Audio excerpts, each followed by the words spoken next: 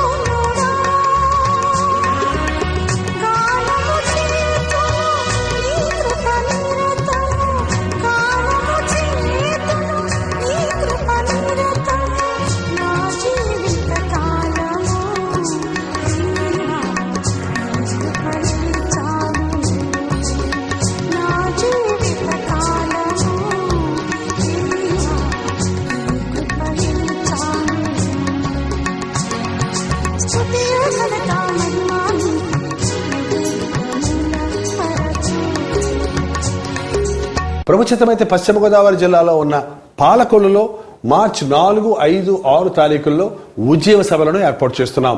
పాలకొల్లు చుట్టుపక్కల గ్రామాల్లో ఉన్న మీరందరూ ఈ సభలకు వస్తారని ఎదురు చూస్తూ ప్రార్థనా పూర్వకంగా సిద్ధపడి వస్తున్నాం. రండి, దైవాశీస్సులు పొందండి. ఈ విషయాన్ని మీ స్నేహితులకు, బంధువులకు అందరికీ తెలియచేయండి. అవసరతల్లో ఉన్నవారిని, బాధల్లో ఉన్నవారిని, శ్రమల్లో ఉన్నవారిని, కొరతల్లో ఉన్నవారిని, ఎదుక్కు తోచని పరిస్థితుల్లో ఉన్నవారిని యేసయ్య ఉన్నాడని పిలుచుకొని రండి. వారి కొరకు ప్రార్థిద్దాం. వారి అవసరతలు ప్రభు తీరుస్తారు. ప్రభువును స్తుతించి మనమందరం ఆయన్ని ఘనపరుద్దాం.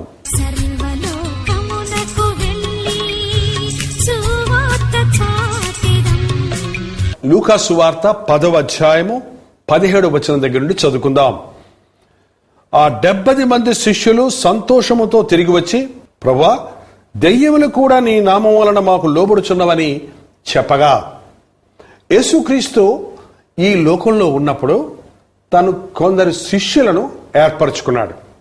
రాత్రంతా కొండ మీదకి వెళ్ళి ప్రార్థించి ఉదయముని 12 మంది శిష్యులను ఆయన ఏర్పరచుకున్నాడు.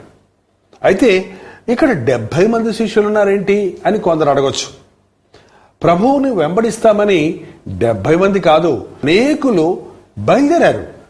మేము నీ శిష్యులుగా ఉంటామని ఆయన ఎక్కడికి వెళితే అక్కడికి వెళ్ళటం ప్రారంభించారు. ఆయన ప్రబోధాలను వినటం ప్రారంభించారు. ఆయనతో ఉంటామని, ఆయన శిష్యులుగా ఉంటామని తీర్మానించుకున్నారు. కారణం, యేసు ప్రభువుతో ఉంటే చాలా దర్జాగా ఉంది, చాలా బాగా ఉంది. యేసు ప్రభువుకి అందరూ వందనాలు చెప్తుంటే మరి ఆయన శిష్యులకు వందనాలు చెప్పరు? యేసు ప్రభువు గొప్ప ఆధిక్యతను పొందుతుంటే ఆయనతో కూడా ఉన్న వారికి అలాంటి ఆధిక్యత దొరకదు. కాబట్టి ప్రభుతో ఉండటం గొప్ప భాగ్యమని ఎంచుకున్నారు. ఎందుకంటే ఎక్కడికి వెళ్ళినా ఆయన్ని గుంపులు వెంబడిస్తున్నారు. అంతేకాదు, ఆయన అద్భుతాలు జరిగిస్తున్నాడు. 5 రొట్టెలు 2 చేపలు తీసుకొని 5,000 మందికి పంచాడు. ఆశ్చర్యపోయారు. పురుషులు మాత్రమే 5,000 మంది ఉన్నారు. మరి అనేక మంది స్త్రీలు, పిల్లలు కూడా ఉన్నారు. వారందరూ తిన్నాక 12 గంపల ముక్కలెత్తారు. ఇది చూసి అనేక మంది యేసును వెంబడిస్తున్నారు. ఆయనతో ఉంటే రొట్టెలకు కొదవలేదు కదా, మర్యాదకు కొరవలేదు కదా అని ఆయన శిష్యులుగా ఉండటానికి చాలా మంది బయలుదేరారు. మరి ఈ రోజుల్లో కూడా రండి, యేసు ప్రభువును వెంబడించడం గొప్ప భాగ్యంగా ఉంది కదా. ఆయన నమ్ముకున్న వాళ్ళకి ఎన్నో ఆశీర్వాదాలు దొరుకుతున్నాయి కదా. ఆయన సేవ చేసే వాళ్ళకి అబ్బో ఎంత గొప్ప భాగ్యంగా ఉంది కదా.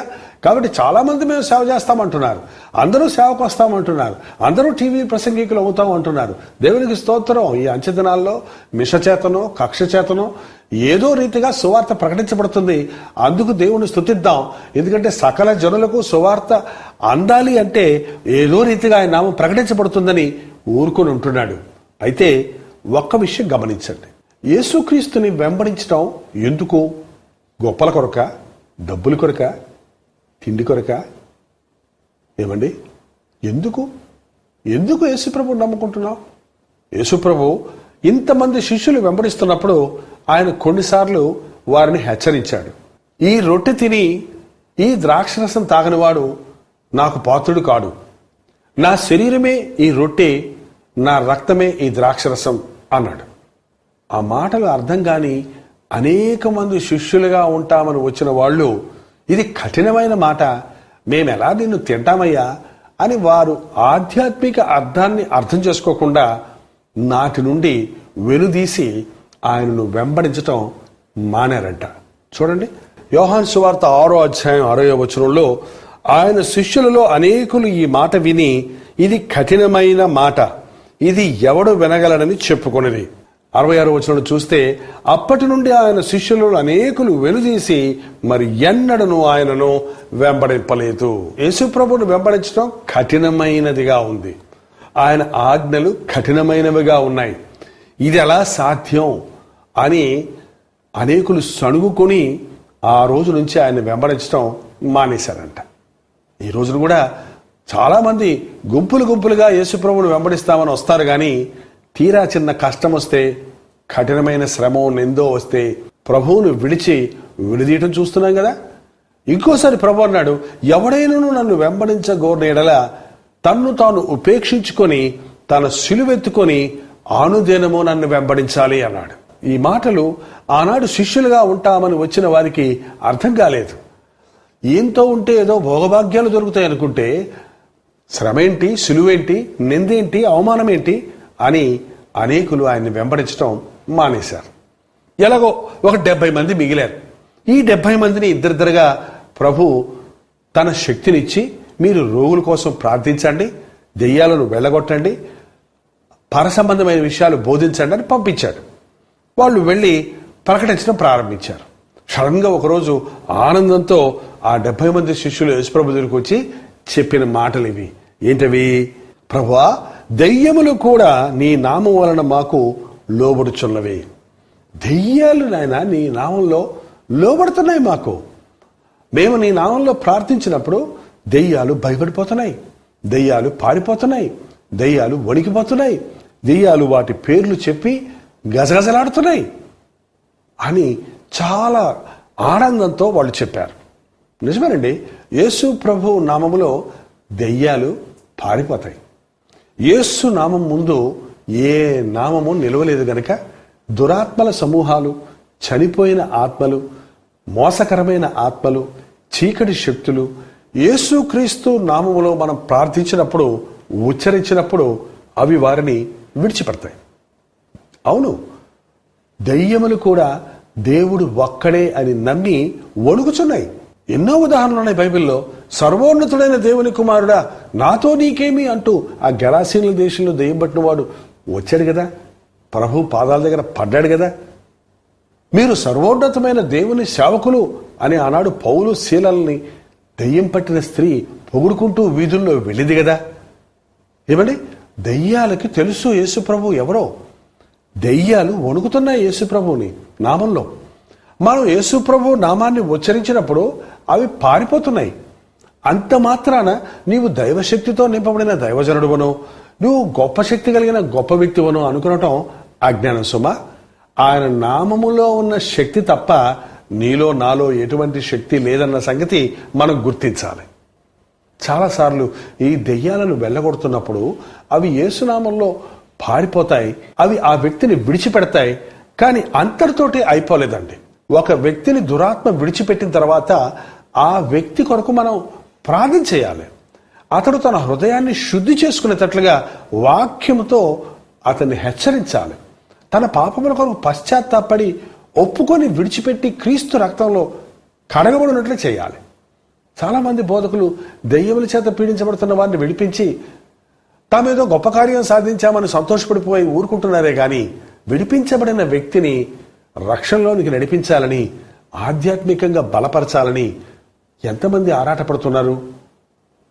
అంతేకాదు, ఒకవేళ క్రీస్తు రక్తంలో కడగబడిన తర్వాత, దెయ్యము చేత పీడించబడిన వ్యక్తి క్రీస్తు రక్తంతో కడగబడిన తర్వాత అతని హృదయం అలా ఖాళీగానే ఉంటే బైబిల్ చెప్తుంది ఆ ఇంటిని వదిలిపెట్టిన దెయ్యం మరి 7 దెయ్యాలను తీసుకుని వచ్చి ఆ ఇల్లు కడగబడి ఉండటం, నీటిగా ఖాళీగా ఉండటం చూసి ఆ హృదయాన్ని ఆక్రమించుకుంటుందట. అవునండి, నేను ఒక దెయ్యం పట్టిన వ్యక్తిని విడిపించాను అని అనుకుంటున్నాడు కానీ మరి 7 దెయ్యాలు వచ్చి అతని హృదయంలో కాపురం చేస్తున్నవి అన్న సంగతి గుర్తించడం లేదు. అందుకని దెయ్యములు లోబడ్డాయని సంతోషపడొద్దు, దెయ్యాలను వెళ్ళగొట్టానని సంతృష్టి చెందొద్దు. దెయ్యము పట్టి పీడించబడుతున్న వ్యక్తిని ప్రభు పాదాల దగ్గరకు నడిపించాలి. వాక్యంతో అతని హృదయం నింపుకొనటం నేర్పించాలి. విశ్వాసంతో ప్రార్థించటం నేర్పించాలి. దేవునికి సమీపంగా ఉండి ఆయన చిత్తం చేయటం నేర్పించాలి. దేవునికి సమీపంగా ఉండి అపవాదిని ఎదిరించటం నేర్పించాలి. దెయ్యముల చేత పీడించబడిన వాడే విడిపించబడిన తర్వాత దెయ్యాల మీద అధికారం కలిగిన వ్యక్తిగా దేవుడు చేస్తాడు. అంతేగాని దెయ్యం పట్టినప్పుడల్లా పాస్టర్ గారిని పిలవమంటే ఆ వ్యక్తిని మనం విడిపించిన వారిని కానే కాదు. విశ్వాసంతో దెయ్యముల చేత పీడించబడుతున్న వారిని ప్రభు కొరకు సంపాదించినట్లు, దేవుని ఆలయంగా అతని హృదయం సమర్పించుకున్నట్లు వారిని విశ్వాసములో నడిపించాలి, వాక్యములో నడిపించాలి. యేసు ప్రభు నేను గొర్రెలకు మంచి కాపరిని అన్నాడండి. ఈరోజు పాస్టర్లు, సేవకులు అని చెప్పబడే మమ్మల్ని కాపరులుగా చేశాడు. కాపరి పనేంటి? గొర్రెలు సరిగా మేసేటట్టు చూడాలి, అవి తోడేలు వాటన పడకుండా చూడాలి, వాటిని శాంతికరమైన జలముల చెంతకు నడిపించాలి, వాటికి పచ్చిక బయలులోనికి వాటిని నడిపించాలి. అంతే, తినేది గొర్రె తింటుంది, మనం కాదు తినిపించేది. అయితే మనం నడిపించాలి, మనం వాటిని గైడ్ చేయాలి. మరి ఎంతమంది కాపరులు ఇదనాన సంఘాన్ని కాస్తున్నారు, సంఘానికి కావలివారిగా ఉన్నారు, సంఘాన్ని సరైన ఆధ్యాత్మిక ఆహారంతో పోషిస్తున్నారు. మంచి సమీకృత ఆహారం తిన్న వ్యక్తి ఆరోగ్యంగా ఉంటాడు కదా. అలాగే సత్యవాక్యమును సరిగా విభజించే బోధకుడిగా మనం ఉన్నప్పుడు మనం విశ్వాసులను దృఢమైన వ్యక్తులుగా, సాతానును ఎదిరించగలిగిన వారిగా చేయగలుగుతాం. వింటున్నారా? అర్థమవుతుందా? ప్రభు నిన్నెప్పుడో ఒక వ్యాధి నుంచో, ఒక దెయ్యము నుంచో, ఒక బలహీనత నుంచో విడిపించి ఉండొచ్చు. అయితే ఈరోజు నీ పరిస్థితి ఎలా ఉంది? నీ హృదయంలో ఎవరున్నారు? క్రీస్తైనా ఉండాలి, సాతానైనా ఉండాలి. ఎవరున్నారు నీ హృదయంలో? నీ ప్రవర్తన, నీ మాటలు, నీ బ్రతుకు ఎలా ఉందో నీవు గమనిస్తే నీ హృదయంలో ఎవరున్నారో నువ్వే చెప్పగలుగుతావు. ప్రభువు నీ హృదయంలో ఉన్నప్పుడు అక్కడ శాంతి, సమాధానం, ఆశీర్వాదం, త్యాగం, విశ్వాసం, అణుకువ, ప్రేమ, సత్యం నిలిచి ఉంటాయి. సాతాను నీ హృదయంలో ఉన్నప్పుడు అక్కడ కలవరం, దిగులు, చింత, వేదన, వ్యాధి, బాధ, కక్ష, కోపం, ద్వేషం, అసూయ ఇలాంటి పనికి మాలిన హృదయ స్థితి కలిగి ఉంటావు. ఎవరున్నారు నీ హృదయంలో? పరీక్షించుకో. దేవుని వాక్యం అని అద్దం ముందుకు వచ్చి నిలబడితే ఆయన వాక్యంతో నీవు పరీక్షించుకుంటే నీ నిజ స్థితిని నీవు గుర్తించగలుగుతావు. ఈ శిష్యులు 70 మంది శిష్యులు పరిగెత్తుకుంటూ వచ్చి దెయ్యాలను కొట్టాం మేము, గొప్ప దైవజనులు అయిపోయాం అనుకుంటూ ఉన్నారు. కానీ ప్రభు అన్నాడు, చూడండి 20వ వచనంలో, ఆయనను దెయ్యములు మీకు లోబడుచున్నవని సంతోషింపక మీ పేరులు పరలోకమందు వ్రాయబడి ఉన్నవని సంతోషించదని చెప్పాను. దెయ్యము నుంచి ఒక వ్యక్తిని విడిపించాలన్నది కాదయ్యా నీ సంతోషం, దెయ్యము నుంచి విడిపించబడిన వాని పేరు జీవగ్రంథంలో రాయబడింది అన్నందుకు నీవు సంతోషపడు. ఒక వ్యక్తిని సగం సగం మార్చే భక్తులుగా ఈనాటి సేవకులు ఉన్నారండి. కదిపించి వదిలేసేవారిగానే ఉన్నారండి. ఒక వ్యక్తిని సంపూర్ణుని చేసి క్రీస్తు ముందు నిలబెట్టాలని ఆనాటి పౌలు వంటి భక్తులు ఆరాటపడ్డారు. అవును, ఆత్మలను సంపాదించడం అంటే వ్యాధి బాధల నుండి ఒక మనిషిని విడిపించడం కాదండి, నిత్య నరకము నుండి ఒక వ్యక్తిని తప్పించడం. ఆత్మలను సంపాదించడం అంటే నీళ్లలో ముంచి ఇంతమంది సభ్యులున్నారని చెప్పుకోవటం కాదండి. ఆ వ్యక్తి పేరు జీవగ్రంథంలో రాయబడిందా లేదా, గొర్రెపిల్ల రక్తములో తమ వస్త్రములు శుద్ధి చేసుకున్నారా లేదా అన్నది గుర్తించి వారిని సరైన రక్షణలోనికి నడిపించటం. ఈ అంచె దినాలలో పై భక్తి, సాధారణ భక్తి, ఆచార భక్తి ముదిరిపోతూ ఉంది. జాగ్రత్త, నీ అంతరంగంలో శుద్ధి లేకపోతే, క్రీస్తును వెంబడించడానికి నీవు సిలువెత్తుకుని నడవకపోతే ఆయన రాజ్య వారసుడవు కానేరవు. ఒకవేళ నా మాటలు కఠినంగా ఉండొచ్చేమో కానీ ఇవి యేసయ్య మాటలని, బైబిల్లో ఉన్న మాటలని గుర్తించండి. ఏ సేవకున్నో, ఏ సంఘాన్నో, ఏ విశ్వాసినో విమర్శించే పని నాది కాదు, కానీ ఉన్నది ఉన్నట్టుగా దేవుని వాక్యాన్ని చెప్పవలసిన అవసరత నాకుంది. కాబట్టి దెయ్యాలు లోబడుతున్నాయని సంతోషపడక, దెయ్యముల నుండి ఒక వ్యక్తి విడిపించబడ్డాడని ఆనందపడక, అతని హృదయంలో క్రీస్తుకు సింహాసనం వేశాడా, అతడు క్రీస్తుకు దగ్గరగా ఉన్నాడా, అతని పేరు జీవ గ్రంథంలో రాయబడి ఉందా లేదా అన్నది పరీక్షించండి. దెయ్యాలను స్టేజీల మీదకు రప్పించటం వాక్యానుసారమైంది కాదు. మీరు సర్వోన్నతులైన దేవుని దాసులు అని అరుస్తూ ఉంటే పౌలు ఊరుకోలేదు. మమ్మల్ని ప్రసిద్ధి చేయవద్దని ఆ దెయ్యము చేత పీడించబడుతున్న ఆమెను విడిపించాడు. యేసు ప్రభు అనేక సార్లు విడిపించిన తర్వాత, స్వస్థపరిచిన తర్వాత నన్ను ప్రసిద్ధి చేయొద్దు అన్నాడు. దెయ్యాలు పొగుడుతున్నాయి, నీ పొగుడుతలు నాకు అక్కర్లేదు. దెయ్యాల చేత పొగిడించుకోవటం ఎందుకండి? దెయ్యాల చేత మనం సాక్ష్యాలు చెప్పించడం ఏంటండి? దెయ్యాల నోరు మోయించేవారిగా మనం ఉండాలి, కానీ వాటిని ఎత్తు చూపించేవారిగా మనం ఉండకూడదు. వాడి పనేది ఎలాగైనా స్టేజ్ ఎక్కాలి, ఎలాగైనా అందరి గమనం తన వైపు తిప్పుకోవాలి అని సాతానుడు తిప్పలు పడుతూ ఉంటాడు. నా 19వ ఏట నుండి సేవలో ఉన్నప్పుడు అనేకమైన దెయ్యాలు వివిధమైన విధాలుగా మనుషుల్ని పీడించటం, మభ్యపెట్టడం, మోసపుచ్చటం నేను గుర్తించాను. అనేక సార్లు దెయ్యాలు వెలగొడుతున్నప్పుడు రకరకాల అనుభవాలను నేను తెలుసుకున్నాను. అయితే దెయ్యము చేత పీడించబడుతున్నటువంటి ఒక వ్యక్తి విడిపించబడిన తరువాత అతన్ని రక్షణలోనికి నడిపించటం, అతని హృదయాన్ని దేవాలయంగా తీర్చిదిద్దటం, దేవుని యందు విశ్వాసంతో అతను నడవటం, దేవునికి సాక్షిగా అతను బ్రతుకున్నట్లుగా అతని కొరకు ప్రార్థన చేసి వాక్యంతో బలపరచడం ఎంతో అవసరమన్న సంగతిని నేను గుర్తించాను. లేకపోతే వెళ్ళగొట్టిన దెయ్యాలు మళ్ళీ మళ్ళీ రావటం, వారిని మరింత వేదన పరచడం చూస్తూ ఉన్నాం. కాబట్టి దెయ్యం పట్టిన వారిని విడిపించాను అని సంతోషపడక, దేవుని రాజ్యానికి నేను వారసుడయ్యాను అని సంతోషపడండి. ఒక వ్యక్తిని దెయ్యపు బంధకాల నుంచి నేను విడిపించాను అని సంతోషపడక, ఆ వ్యక్తి పేరు జీవ గ్రంథంలో రాయబడింది అని సంతోషపడండి అని యేసు ప్రభు నేర్పిస్తూ ఉన్నాడు. ఆనాడు పౌలు శీలల్ని దెయ్యాలు పొగిడినప్పుడు వాళ్ళు ఒప్పుకోలేదు. చూడండి, అపోస్తల కార్యాలు 16వ అధ్యాయం 16వ వచనంలో, మేము ప్రార్థనా స్థలమునకు వెళ్ళుచుండగా పుతోను అను దెయ్యం పట్టినదై సోద చెప్పుటకు తన యజమానులకు లాభము సంపాదించుచున్న ఒక చిన్నది మాకు ఎదురుగా వచ్చెను. ఆమె పౌలును మమ్మును వెంబడించి, ఈ మనుషులు సర్వోన్నతుడైన దేవుని దాసులు, వీరు మీకు రక్షణ మార్గము ప్రచురించు వారై ఉన్నారని కేకలు వేసి చెప్పాను. చూడండి, దెయ్యం చెబుతుంది, వీరు సర్వోన్నతుడైన దేవుని దాసులు, వీరు రక్షణ మార్గాన్ని మీకు ప్రకటిస్తున్నారు అని. ఆమె ఇలాగూ అనేక దినములు చేయుచుండను గనుక పౌలు వ్యాకులపడి దాని వైపు తిరిగి, నీవు ఈమెను వదిలి పొమ్మని యేసుక్రీస్తు నామమున ఆజ్ఞాపించుచున్నానని ఆ దయ్యముతో చెప్పెను. వెంటనే అది ఆమెను వదిలిపోయెను. దెయ్యము చేత పొగడబడాలని, ప్రసిద్ధి కావాలని పౌలు ఆశించలేదు, గాని అనుదినము మీరు సర్వోన్నతులైన దేవుని దాసులు, దేవుని దాసులను చెబుతున్నందుకు ఆయన వ్యాకులపడి ఆ దెయ్యము నుంచి ఆ స్త్రీని యేసుక్రీస్తు నామములో విడిపించాడు. దెయ్యముల చేత ప్రసిద్ధి పొందడం కాదు, దెయ్యముల నోర్లు మూయించుట కొరకే దేవుడు మనల్ని వాడుకోవాలని ఆశిస్తూ ఉన్నాడు. యేసు ప్రభు కూడా అనేక సార్లు దెయ్యముల చేత పీడించబడుతున్న వారిని విడిపించినప్పుడు తన్ను ప్రసిద్ధి చేయొద్దు అన్న రీతిగా హెచ్చరించడం చూస్తున్నాం.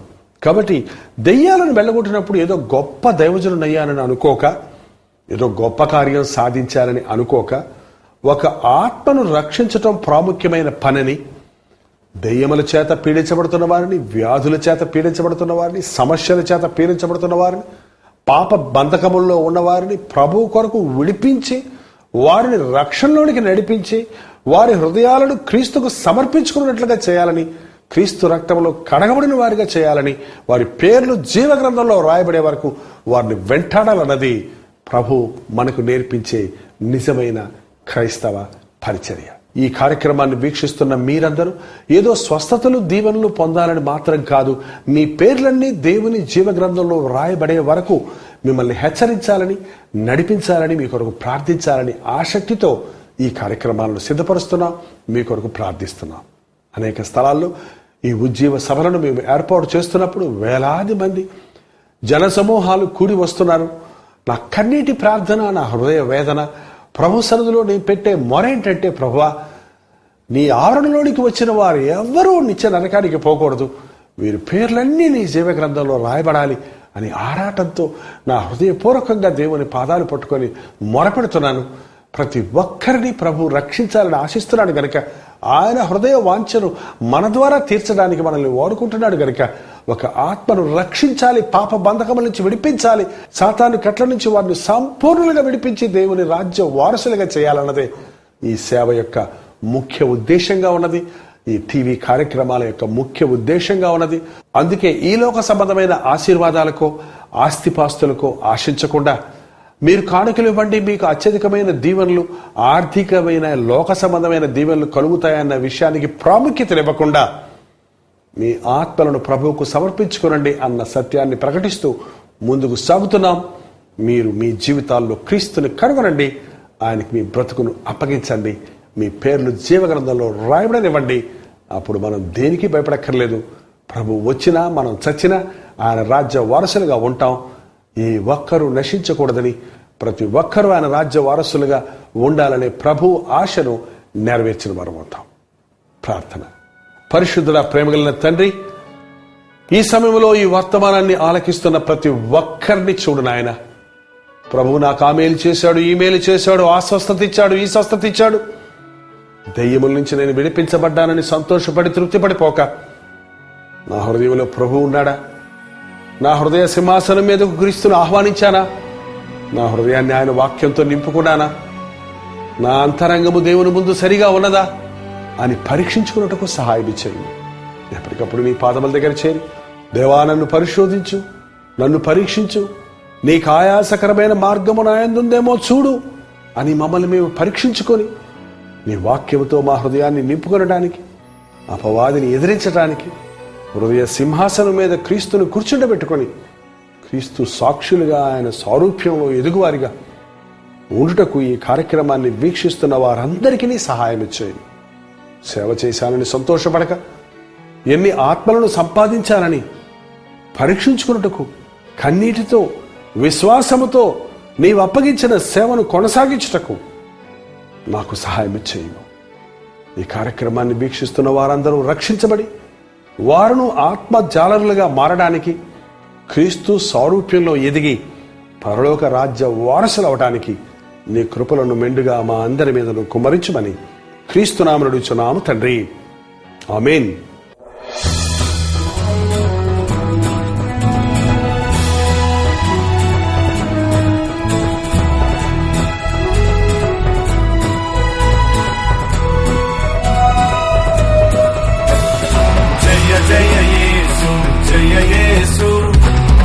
జయ క్రీస్తు జయ క్రీస్తు జయ జయ యేసు జయ యేసు జయ జయ క్రీస్తు జయ క్రీస్తు జయ జయ రాజా జయ రాజా జయ జయ రాజా జయ రాజా జయ జయ స్తోత్రం జయ స్తోత్రం జయ జయ యేసు జయ యేసు జయ జయ క్రీస్తు జయ క్రీస్తు జయ జయ యేసు జయ యేసు జయ జయ క్రీస్తు జయ క్రీస్తు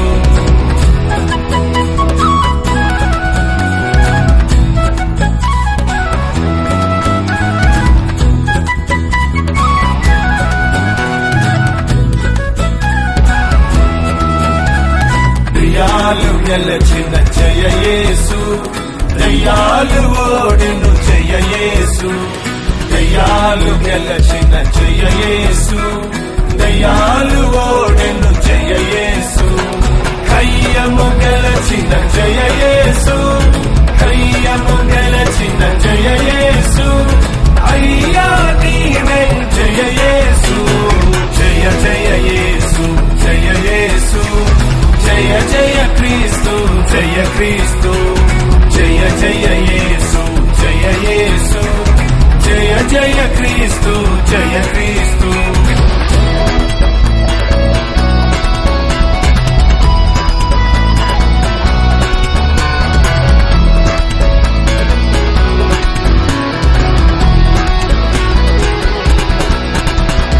సదాన్ని గెలచిన జయ యేసు సదాను ఓడెను జయ యేసు సదాన్ని గెలచిన జయ యేసు సదాను ఓడెను జయ యేసు పాతని గతించి జయ యేసు పాతని గతించి జయ యేసు నాతము నీవే జయ యేసు జయ జయ యేసు జయ యేసు జయ జయ క్రీస్తు జయ క్రీస్తు జయ జయ యేసు జయ యేసు జయ జయ క్రీస్తు జయ క్రీస్తు జయ జయ రాజా జయ రాజా జయ జయ రాజా జయ రాజా జయ జయ స్తోత్రం జయ స్తోత్రం జయ జయ యేసు జయ యేసు జయ జయ క్రీస్తు జయ క్రీస్తు జయ జయ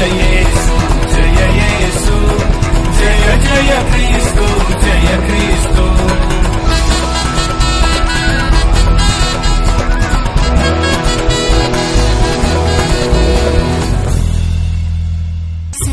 సర్వలోకమునకు వెళ్ళి సువార్త చాటెదం సకల జనులను యేసునకు శిష్యులుగా చేసెదం. ప్రముఖమైతే పశ్చిమ గోదావరి జిల్లాలో ఉన్న పాలకొల్లులో మార్చి 4, 5, 6 తారీఖుల్లో ఉజ్జీవ సభలను ఏర్పాటు చేస్తున్నాం.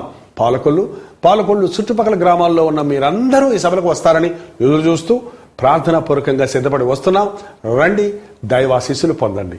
ఈ విషయాన్ని మీ స్నేహితులకు, బంధువులకు అందరికీ తెలియచేయండి. అవసరతల్లో ఉన్నవారిని, బాధల్లో ఉన్నవారిని, శ్రమల్లో ఉన్నవారిని, కొరతల్లో ఉన్నవారిని, ఎదుక్కు తోచని పరిస్థితుల్లో ఉన్నవారిని యేసయ్య ఉన్నాడని పిలుచుకొని రండి. వారి కొరకు ప్రార్థిద్దాం. వారి అవసరతలు ప్రభు తీరుస్తాడు. ప్రభువును స్తుతించి మనమందరం ఆయన్ని ఘనపరుద్దాం. గొప్ప దైవాజ్ఞను శిరసావహించెదం. సర్వలోకమునకు వెళ్ళి సువార్త చాటెదం. సకల జనులను యేసునకు శిష్యులుగా చేసెదం. ఎప్పటికప్పుడు మీ ప్రార్థన అవసరతల భారాలు తెలియజేస్తూ ఉండండి. ప్రభు సందులో మీకోసం విజ్ఞాపన చేయడానికి మేము ఎప్పుడు సిద్ధంగా ఉన్నాం. ప్రభు చిత్తం మీద మళ్ళీ కలుసుకుందాం. అంతవరకు దేవుని మహాకృప మీకు తోడైనదిగాక. ఇక మీదట మీ ఉత్తర ప్రత్యుత్తరములకు మా ఒకే చిరునామా, Jaipal foundations, 29 new colony road, Velachery, Chennai 42.